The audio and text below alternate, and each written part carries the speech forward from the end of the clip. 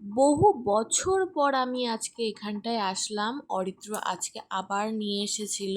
তো আমাদের আসার কোনো প্ল্যান ছিল না এখানে, যদিও তারপরেও আমরা এখানে আজকে হঠাৎ করে এসেছি। তো যাই হোক, ভালোই লাগছে। অনেক দিন পর যদি কোথাও যাওয়া যায় সেই পুরনো জায়গায়, সেই পুরনো অনেক স্মৃতি কিন্তু মনে পড়ে যায়। আর এইখানে যে জায়গাটা দেখছো না, এই জায়গাটা একটা শেড দেওয়া ছিল, এখানে বসে খাওয়া দাওয়ার ব্যবস্থা ছিল। এখানে অরিত্র দেখাতে নিয়ে এসেছিলো সেই পুরনো জায়গায়। তারপরে এখানে পিকনিকও করেছিল, ও সেই সব জিনিসগুলো আমাদেরকে বলছিল। তো এখন দোতলায় ওপরে ওঠার ব্যবস্থা হয়েছে, এখানে রেস্টুরেন্ট করেছে, এখানে খাওয়া দাওয়ার ব্যবস্থা আছে। তো এখানে আমি, আমার হাজবেন্ড, আর আমার হাজবেন্ডের মামার ছেলে আর তার দুটো তিনটে বন্ধু বান্ধব, এরা সবাই মিলে এসেছিলো। অ্যাকচুয়ালি আমি বলেছিলাম পঞ্চমী টু দশমী আমাকে সম্পূর্ণ ঘোরাতে হবে, যেহেতু ও বাড়ি থাকে না। তো এবার যেহেতু বাড়ি এসছে, আর এই সুযোগ কি মিস করা যায়, তোমরাই বলো বন্ধুরা।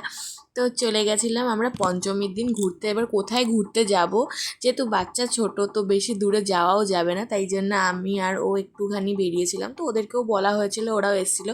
তো এখানে আমরা অর্ডার করেছিলাম চিকেন নুডলস, আর হচ্ছে অরিত্র নিয়েছিল কফি। তো আমি তো নুডলস খেতে ব্যস্ত, আমার থেকে একটুখানি খেয়েছে যদিও। তো যাই হোক, খাওয়া দাওয়া করলাম এখানটায়। খাবারটা কিন্তু সত্যিই খুব টেস্টি ছিল। আর চিকেন পকোড়া ওদের জন্য অর্ডার করেছিল, ওদের থেকে চিকেন পকোড়াও কিন্তু একটা খেয়েছি। তো খাওয়ার পরে এখানে আমরা বেরিয়ে গেছি। দেখো রাত্রির হয়ে গেছে, প্রায় 9টা বাজে। তো এবার এই দিকের রাস্তাটা না অনেক ফাঁকা ফাঁকা গ্রাম, আর দেখো সাইডে পুজো হচ্ছে, অনেক ছোট ছোট পুজো হচ্ছে।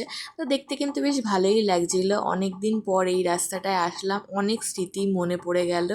তোমাদের কেমন লাগলো?